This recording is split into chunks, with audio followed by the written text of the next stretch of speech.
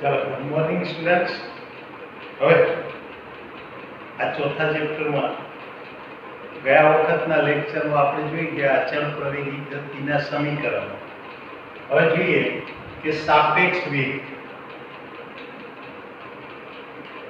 તો અહીંયા સાપેક્ષ વેગ જે છે એ ઓલરેડી આપણે ત્રીજા ચેપ્ટરમાં ભણી જ ગયા છીએ, એટલે આમાં આપણે કંઈ બહુ વધારે ચર્ચા કરીશું નહીં।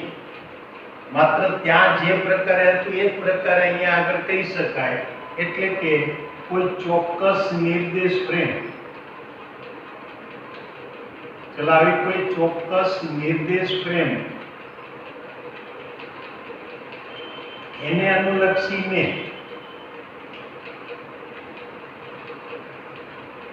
બે પદાર્થો, ચલો બે પદાર્થો લઈએ A અને B, એના વેગ જો અનુક્રમે VA અને VB હોય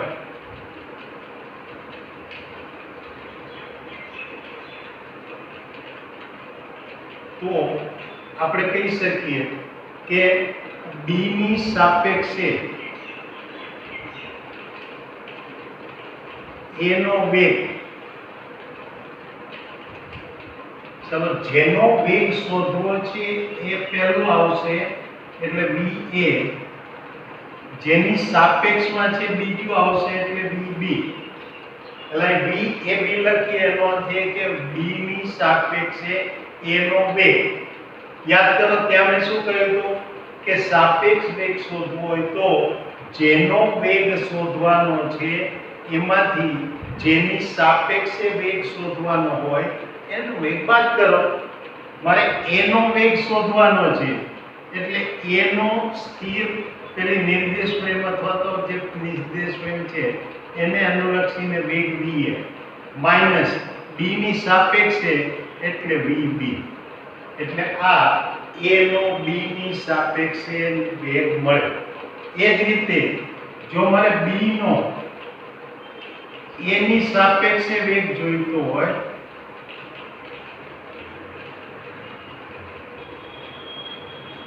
તેનો VB એ કહી શકું ને VB એ બરાબર શું લખાય VB માઈનસ VA, અને આના પરથી કહી શકાય કે VAB બરાબર માઈનસ VBA થાય।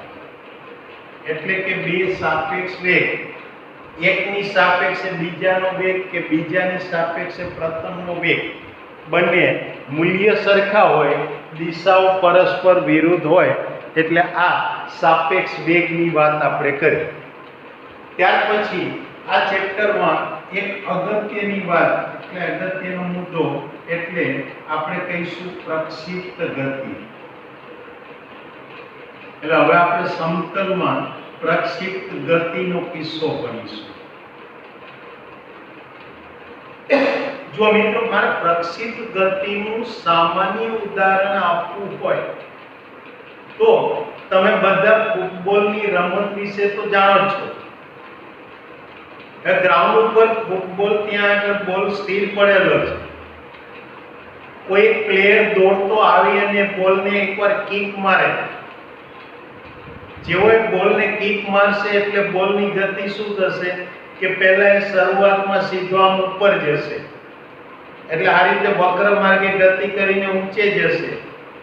એક મહત્તમ ઊંચાઈ સુધી ગયા પછી એ ફરી પાછો નીચે ઉતરશે, એટલે એ સમતલની અંદર જ્યારે ગતિ કરશે તો એ ગતિને પ્રક્ષિપ્ત ગતિ કહેવાય। એટલે ટૂંકમાં કોઈ પણ પદાર્થ જ્યારે ઉર્ધ્વ સમતલમાં આ રીતે ગતિ કરતો હોય તેને પ્રક્ષિપ્ત ગતિ કહેવાય। હવે એને આપણે સમજીએ કે માની લો કે આ આપણી પાસે ઉર્ધ્વ સમતલ, આ x અક્ષ, આ y અક્ષ, અહીંયા આગળ આ કોઈ એક પદાર્થ સ્થિર પડેલો છે, એટલે કે આપણી ફૂટબોલની મેચનો બોલ ત્યાં સ્થિર પડેલો છે। ચાલો એને ખેલાડી કિક મારે એટલે પહેલા એ બોલ આ રીતે આમ ઉપર જશે, મહત્તમ ઊંચાઈ ગયા પછી આમ નીચે ઉતરશે. એટલે આ રીતે આ બોલનો ગતિપથ આ પ્રકારે અહીંયા આપણને વક્ર માર્ગ જોવા મળશે. તો આ જે ગતિ થઈ એ પ્રક્ષિપ્ત ગતિ કહેવાય. હવે જો અહીં શરૂઆતમાં આનો પ્રારંભિક વેગ જે છે એને v0 કહો. ચાલો પ્રારંભિક વેગનો x અક્ષ સાથેનો ખૂણો થીટા કહો. તો અહીંયા આગળ આપણને શું જોવા મળે કે આ v0 ના બે ઘટકો મળે. એક x ઘટક સદિશે જે રેખા સાથે ખૂણો બનાવેલો હોય તે રેખા પરનો ઘટક એટલે cos ઘટક કહેવાય. અને માટે આના x ઘટકનું મૂલ્ય લઉં તો આ v0 cos થીટા કહેવાય. એટલે આ x ઘટકનું મૂલ્ય હોય.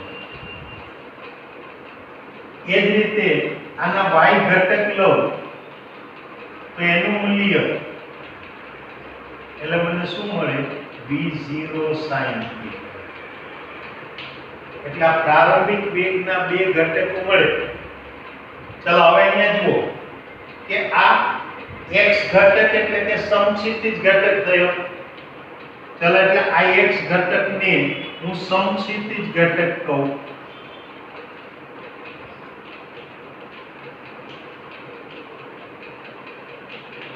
જ્યારે y ઘટક એ ઉર્ધ્વ દિશામાં થયો.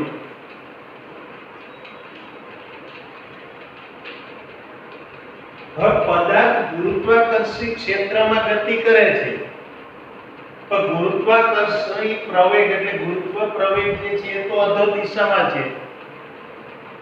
એટલે સમક્ષિતિજ દિશાને લંબ છે. અને જ્યારે કોઈ એક સદિશ એ બીજા સદિશને લંબ હોય તો એ સદિશ એના ઉપર અસર કરી શકતો નથી. આપણે આગળ ઉપર ભવિષ્યમાં જોઈશું જ્યારે ડોટ ગુણાકાર અને પેલા ક્રોસ ગુણાકાર ભણીશું ત્યારે આપણે ભણીશું કે સદિશનો કોઈ પણ દિશામાં ઘટક એટલે સદિશની તે દિશામાં અસરકારકતા આપે. ટૂંકમાં સદિશ x દિશાનો હોય તો y દિશામાં એની અસરકારકતા શૂન્ય થાય. સદિશ y દિશાનો હોય તો x દિશામાં એની અસરકારકતા શૂન્ય થાય. એટલે એનો અર્થ એ કે અહીંયા આગળ આ v0 cos θ એ ગુરુત્વ પ્રવેગને લંબ છે.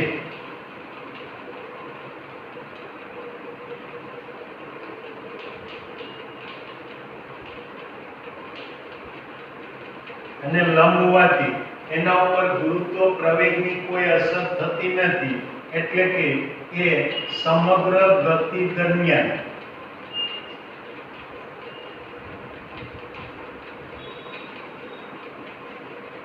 એનું મૂલ્ય v0 cos θ અચળ રહે.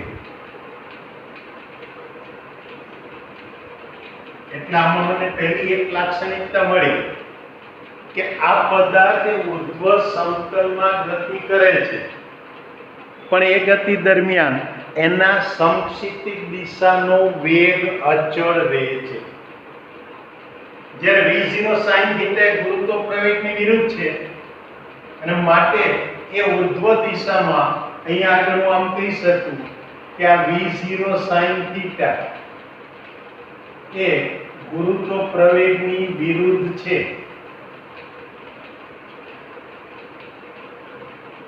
પણ એ g પણ અચળ છે.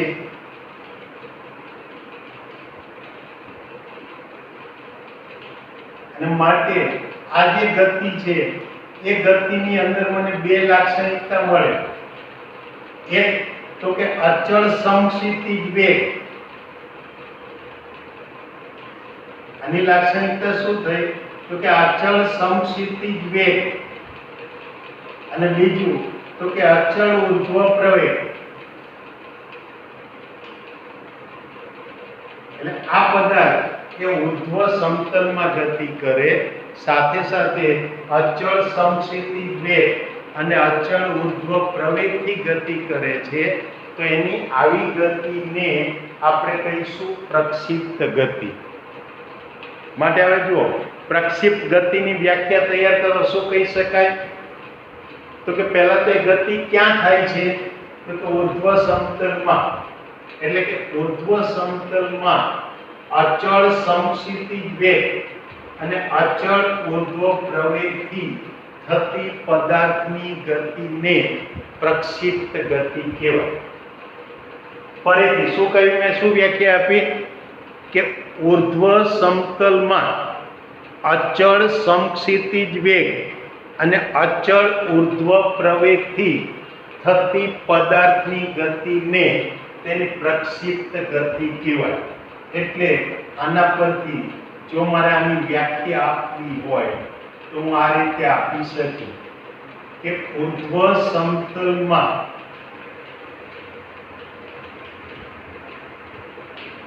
અચળ સમક્ષિતિજ વેગ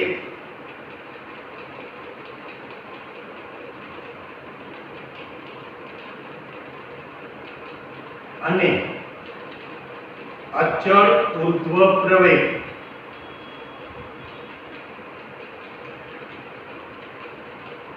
થી થતી પદાર્થની ગતિ ને પ્રક્ષિપ્ત ગતિ કહેવાય.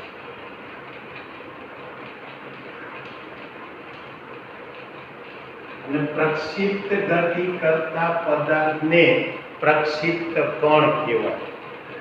એટલે જે પદાર્થ પ્રક્ષિપ્ત ગતિ કરે છે એ પદાર્થને પ્રક્ષિપ્ત કણ કહેવાય. હવે જુઓ કે આ પદાર્થ માટે અહીંયા હું એની ગતિનું સમીકરણ મેળવું એટલે પ્રક્ષિપ્ત ગતિનું એનું એક સમીકરણ મેળવું.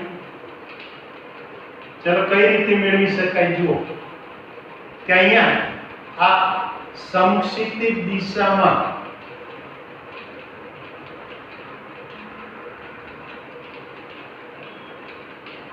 એ t સમયમાં પદાર્થે કાપેલ અંતર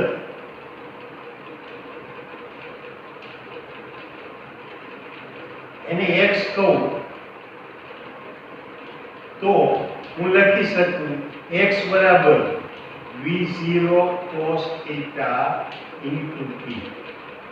અંતર બરાબર વેગ ગુણ્યા સમય. બરાબર?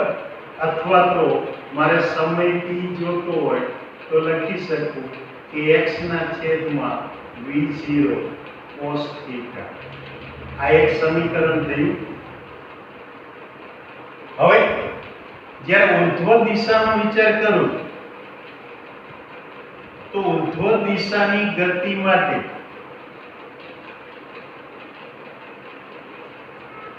હું ગતિનું એક સમીકરણ d બરાબર v0t plus half at square, આમાં આ d ની જગ્યાએ ઉર્ધ્વ સ્થાનાંતર y મૂકું, v0 ની જગ્યાએ v0 sin θ r નો ઉર્ધ્વ દિશાનો પ્રારંભિક વેગ મૂકું અને પ્રવેગ a ની જગ્યાએ અધો દિશામાં ગુરુત્વ પ્રવેગ છે એટલે પ્રવેગ g માં મૂકીએ -g.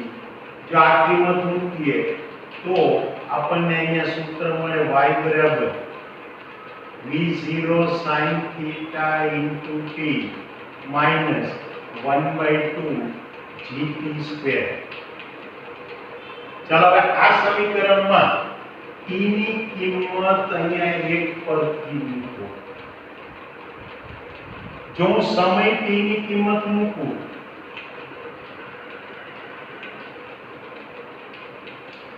તો આ સમીકરણ આપણે શું મળે? y બરાબર v0 sin θ into t ની જગ્યાએ x ના છેદમાં v0 cos θ minus 1/2g t square ની જગ્યાએ x સ્ક્વેર છેદમાં v0 સ્ક્વેર cos સ્ક્વેર θ.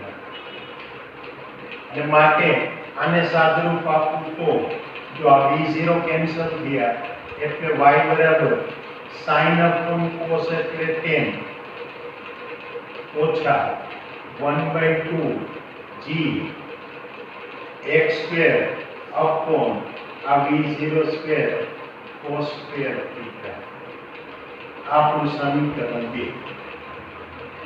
હવે અહીંયા તમે યામ ભૂમિતિમાં પરવલય માટેનું સમીકરણ ભણશો અને એ સમીકરણ જે હશે એ આ પ્રકારે હશે કે એ સમીકરણ એટલે એ y બરાબર ax bx સ્ક્વેર પ્રકારનું હશે જ્યાં a અને b અચળાંકો એટલે કે યામ ભૂમિતિમાં એક સમીકરણ ભણશો કે જેમાં પદાર્થની ગતિ દરમિયાન એનો y યામ એટલે y દિશામાં થતું સ્થાનાંતર x યામ એટલે x દિશામાં થતું સ્થાનાંતર તો એ સમીકરણ લઈ આ પ્રકારે y બરાબર ax bx સ્ક્વેર સમીકરણ મળે. ચલામાં x ની જુદી જુદી કિંમતો લઈ અને y ની કિંમતો શોધતા જાઓ. આમાં a અને b અચળાંકો છે તો એના ઉપરથી તમે x યામ અને y યામ મેળવી આલેખ દોરશો તો એ આલેખ પરવલય મળશે. માટે આ સમીકરણને પરવલયનું સમીકરણ કહેવાય અને માટે કહી શકાય કે આ સમીકરણ 2 એ પરવલયના સમીકરણ y બરાબર ax bx સ્ક્વેર ને સામ્ય છે અને માટે કહી શકાય કે પ્રક્ષિપ્ત પદાર્થનો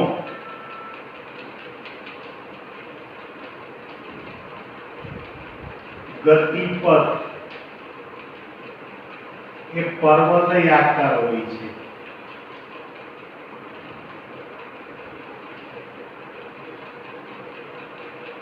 એટલે પરીક્ષક તમને એવું સાબિત કરવાનું પૂછતો હોય છે કે સાબિત કરો કે પ્રક્ષિપ્ત પદાર્થનો ગતિપથ પરવલય આકાર છે. તો આ રીતે આ પ્રક્ષેપ ગતિ માટે તમે x દિશામાં થતું સ્થાનાંતર શોધો, એના પરથી સમયને સૂત્રનો કરતા બનાવી દો, પછી y દિશામાં થતું સ્થાનાંતર ગતિના સમીકરણ ઉપરથી શોધો અને એના પરથી તમે સાબિત કરી શકશો કે આ જે સમીકરણ મળે y બરાબર tan theta into x minus 1/2 g x square upon v0 square cos square theta. કારણ કે જો આમાં theta એટલે પ્રક્ષેપ ગતિનો પ્રારંભિક કોણ એ હવે બદલાવાનો નથી. ગુરુત્વ પ્રવેગ આપેલા સ્થળે ન બદલાય, એના પ્રારંભિક વેગની કિંમત ન બદલાય, એટલે અહીંયા માત્ર x અને y ની કિંમતો બદલાય. એટલે આ સમીકરણ એ પરવલયના સમીકરણ ax bx પ્રકારનું કહેવાય. પરિણામે આ ગતિપથ પરવલય છે એવું કહેવાય. હવે અહીંયા શું થાય કે શરૂઆતમાં પદાર્થ જેમ જેમ ઉપર જાય એમ એના x અને y બંને યામ બદલાતા થાય. એની સમક્ષિતિજ દિશાથી ઊંચાઈ પણ બદલાય છે, સમક્ષિતિજ સ્થાનાંતર પણ બદલાય છે. તો કોઈ એક સમયે એ મહત્તમ ઊંચાઈ પ્રાપ્ત કરે. એટલે પદાર્થ ત્યાં એક વખત મહત્તમ ઊંચાઈએ પહોંચે તો જ્યારે મહત્તમ ઊંચાઈએ પહોંચે તો એના માટે એને સમય કેટલો લાગે. એટલે કે હવે મારે એક શોધવાનું કે આ પદાર્થને મહત્તમ ઊંચાઈએ પહોંચતા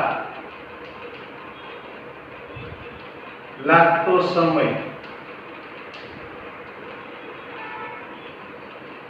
ચલો એને tm કહો. તેના માટે હું શું કરી શકું કે એને સ્થાનાંતરનું સૂત્ર b = v0t plus ½ t². ચલો આ સૂત્રમાં આ d એટલે એની મહત્તમ ઊંચાઈ અને માફ કરજો સ્ટુડન્ટ, પણ અહીંયા આગળ મારે એક આ સમીકરણ બદલવાનું છે. કે આજે સમય શોધવા માટે મહત્તમ ઊંચાઈ માટે સમય શોધવા માટે હું શું કહી શકું કે પદાર્થ શરૂઆતમાં જુઓ તો v0 sin થીટા જેટલા ઉર્ધ્વ વેગથી ગતિ કરે છે.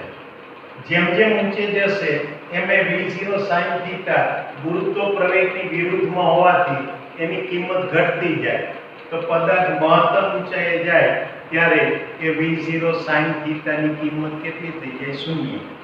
અને માટે હું અહીંયા આગળ કહી શકું કે આ મહત્તમ સમય માટે મહત્તમ ઊંચાઈના સમય માટે આ v એટલે આપણું ગતિનું સમીકરણ v v0 plus at. ચલો આમાં મારે v 0 v0 v0 sin theta જ્યારે પ્રવેગ a બરાબર -g અને t બરાબર મહત્તમ ઊંચાઈ માટેનો સમય tm એ કિંમત મૂકીશું એટલે અહીંયા આપણે લખી શકશું 0 v0 sin theta minus g into tm. ચલો હવે tm ને સૂત્રનું કરતા બનાવો તો અહીંયા લખી શકાય કે tm બરાબર v0 sin theta upon આ g. એટલે આ મહત્તમ ઊંચાઈએ પહોંચવા માટે લાગતો સમય મળે. એટલે આ સમીકરણ 3 એ પદાર્થને મહત્તમ ઊંચાઈએ પહોંચવા માટે લાગતો સમય મળે. હવે જો આપણું આ સમીકરણ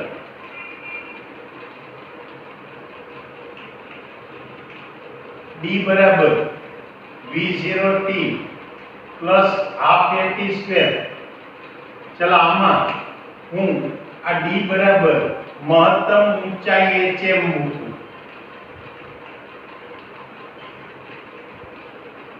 પદાર્થ જ્યારે મહત્તમ ઊંચાઈએ પહોંચે તે મહત્તમ ઊંચાઈની કિંમત કેટલી હોય? hm જેટલી. તો એની અંદર એના પ્રારંભિક વેગ v0 ની જગ્યાએ v0 sin theta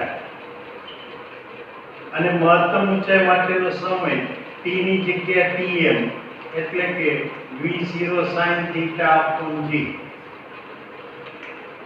અને ત્યાર પછી પેલા પ્રવેગ a ની જગ્યાએ -g મૂકીએ.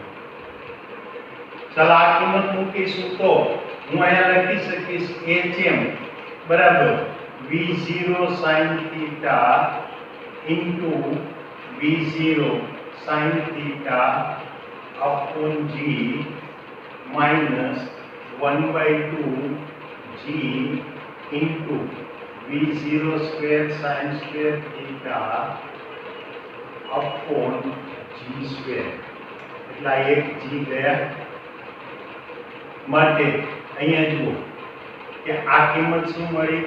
તો કે v0 square sin square theta upon g minus 1/2 v0 square sin square theta upon g. 1 minus 1/2 એટલે કે 1/2 અને માટે મહત્તમ ઊંચાઈનું સૂત્ર મળે v0 square sin square theta upon 2g. એટલે આ ગતિ દરમિયાન પદાર્થને પ્રાપ્ત થતી મહત્તમ ઊંચાઈ મળે. ત્યાર પછી જેટલો સમય પદાર્થને મહત્તમ ઊંચાઈએ પહોંચતા લાગે એટલો જ સમય એને ફરી પાછો પોતાના પ્રારંભિક સ્થાન ઉપર આવતા લાગે એટલે કે જમીન પર પાછું આવતા લાગે. એટલે ફૂટબોલ જેટલા સમયમાં મહત્તમ ઊંચાઈએ જાય એટલા જ સમયમાં જમીન પર પાછો આવે. એટલે એનો અર્થ એ કે અહીંયા પદાર્થનો ઉડ્ડયનનો કુલ સમય એટલે કે જે સમય સુધી પદાર્થ હવામાં રહેતો હોય એનો ઉડ્ડયનનો સમય, તે ઉડ્ડયનનો એક કુલ સમય એને જો હું tf કહું તો એ મહત્તમ ઊંચાઈ માટે લાગતા સમય કરતા 2 ગણો હોય. તો આ સમગ્ર ઉડ્ડયન દરમિયાન પદાર્થના પ્રારંભિક સ્થાનથી અંતિમ સ્થાન સુધી આ સમક્ષિતિજ દિશામાં જે અંતર કાપે એ અંતરને એ પદાર્થની અવધિ કહેવાય. એટલે હવે હું આમ કહી શકું કે આ સમગ્ર ઉડ્ડયન દરમિયાન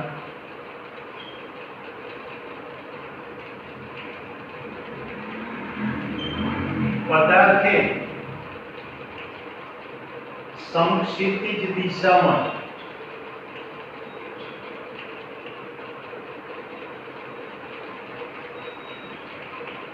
કાપેલ અંતર ને તેની અવધિ કહેવાય.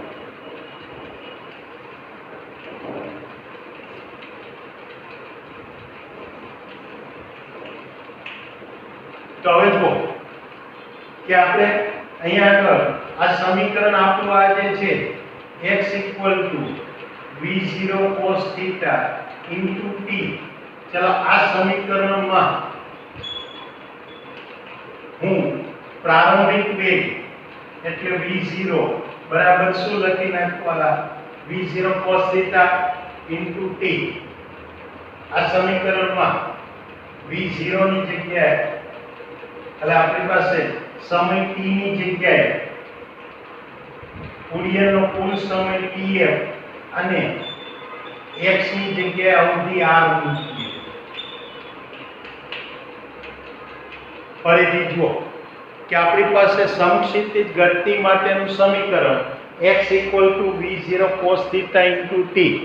ચલો એ સમીકરણમાં સમગ્ર ઉડ્ડયન દરમિયાન મારે સમક્ષિતિજ સ્થાનાંતર જોઈતું હોય તો આ સ્થાનાંતર x ની જગ્યાએ અવધિ r મૂકવાની અને સમય t ની જગ્યાએ ઉડ્ડયનનો કુલ સમય tf મૂકવાનો. ચલો એ મૂકીશું એટલે r બરાબર v0 cos θ into ઉડ્ડયનનો કુલ સમય એટલે કે આ મહત્તમ માટે લાગતા સમય કરતા બે ગણતરીઓ એટલે 2 into v0 sin θ upon g. હવે આને હું આ રીતે લખી શકું v0 square 2 cos θ sin θ upon g. અહીંયા ત્રિકોણમિતિમાં તમે ભણશો કે 2 cos θ sin θ બરાબર અહીંયા sin 2 θ થાય અને માટે અવધિ r બરાબર v0 square sin 2 θ upon g. એટલે આ અવધિ માટેનું સૂત્ર મળે. એટલે આ પદાર્થે સમક્ષિતિજ ગતિ દરમિયાન કરેલા કુલ સ્થાનાંતરનું સૂત્ર મળે. હવે જુઓ કે આ અવધિ માટેનું સૂત્ર મળે. ચાલો આમાં પદાર્થને આપેલા વેગથી ફેંકવા માટે એટલે વેગ અચળ રાખો, v0 અચળ રાખો, g અચળ છે, થીટા બદલતો જાઓ તો અવધિની કિંમત બદલાય. તો જો આ સમીકરણમાં sin 2 θ ની કિંમત 90 અંશ થાય તો પદાર્થને પ્રાપ્ત થતી અવધિનું મૂલ્ય આપેલ વેગ માટે મહત્તમ મળે. એટલે કે મહત્તમ અવધિ માટે મારે sin 2 θ ની કિંમત કેટલી મૂકવાની 1 અને sin 2 θ 1 મૂકું તો મહત્તમ અવધિની કિંમત આપણને મળી શકે r બરાબર v0 સ્ક્વેર upon g. એટલે કોઈ પણ પદાર્થે પ્રક્ષિપ્ત ગતિ દરમિયાન પ્રાપ્ત કરેલી મહત્તમ અવધિ એનું સૂત્ર થઈ જાય v0 સ્ક્વેર upon g. પણ જ્યારે sin 2 θ ની કિંમત 1 થતી હોય તો એનો અર્થ એ કે 2 θ કેટલા થાય 90 અંશ π/2 અને માટે થીટાની કિંમત π/4 એટલે કે 45 અંશ થાય. તો આ રીતે અહીંયા જો આપેલા વેગથી પદાર્થને સમક્ષિતિજ સાથે 45 અંશના ખૂણે ફેંકવામાં આવે તો એને પ્રાપ્ત કરેલ અવધિનું મૂલ્ય મહત્તમ હોય. એટલે આ પ્રક્ષિપ્ત ગતિની વાત થઈ. હવે આવતી વખતના લેક્ચરમાં આપણે અહીંયા આગળ પ્રક્ષેપ ગતિના અમુક કિસ્સાઓ જોઈ અને ત્યાર પછી વિચારીશું વર્તુળ ગતિ માટેનું નિયમિત વર્તુળ ગતિ. એટલે આજના લેક્ચરમાં અત્યાર સુધીમાં આ જે કે આપણે વસ્તુ ભણી ગયા એકવાર તમે ઝડપથી ધ્યાનથી જોઈ લો, પછી આવતી વખતે આપણે મળીએ. ત્યાં સુધી ગુડ બાય, આવજો.